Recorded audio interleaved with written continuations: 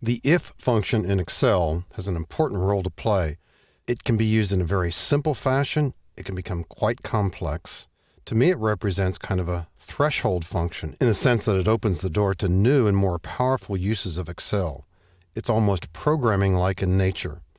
In this worksheet entitled Simple If, we've got a scenario set up where everybody in this list is going to get a bonus. Well, at least some of the people are going to get a bonus.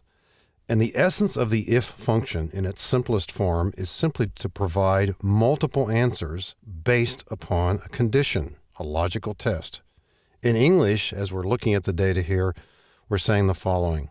In this organization, if your job rating is 4 or 5, those are the better job ratings, you're going to get a bonus. Otherwise, not.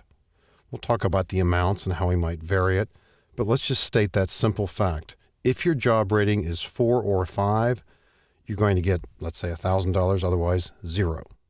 Now, we can use the insert function button if we want.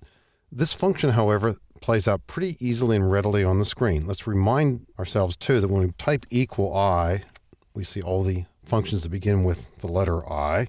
If, left parenthesis, notice the pop-up tips here. Logical test, what might that be? There are lots of choices here. In our particular example, we simply want to look at the job rating right here in E2. And you'll notice in column H, I put out here for reference purposes, the symbol that might appear next. These are called relational operators. Equal to, greater than or equal to, and so on.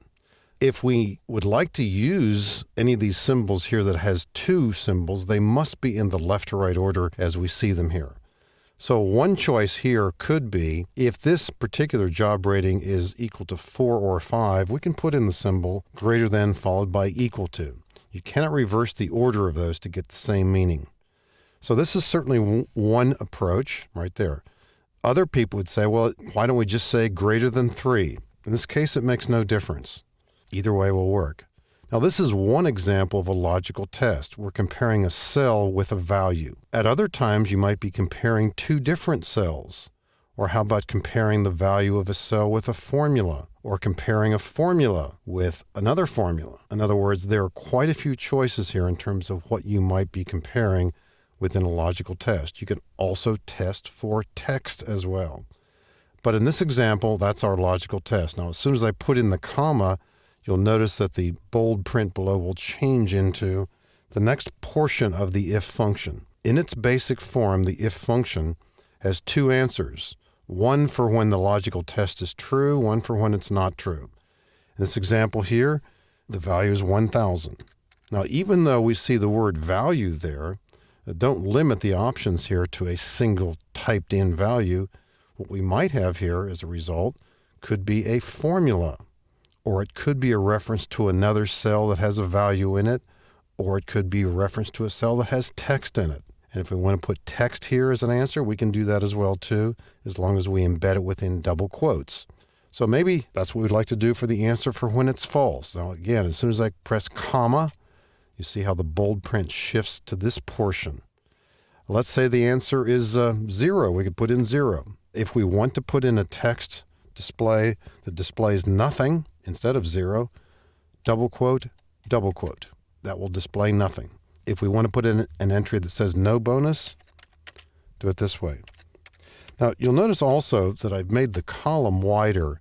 The column ultimately will not need to be this wide, but in order for us to see the function as we're preparing it, that's why I made it plenty wide here, but that's not necessary.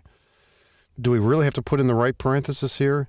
If we have only a single set of parentheses, as many functions do, we don't have to type the final closing parenthesis, simply press enter. So in the first case, of course, based on our rules, this person gets no bonus. Every time you're trying functions of this type, so you get more familiar with them, you want to test them out on a few cells as well. So we'll drag it down here. So many times as I press F2, looking at just the first one here, the if function can be simple, it can be straightforward, and it gets the job done. Now again, we would eventually make the column narrower. This is one option, one approach to the if function.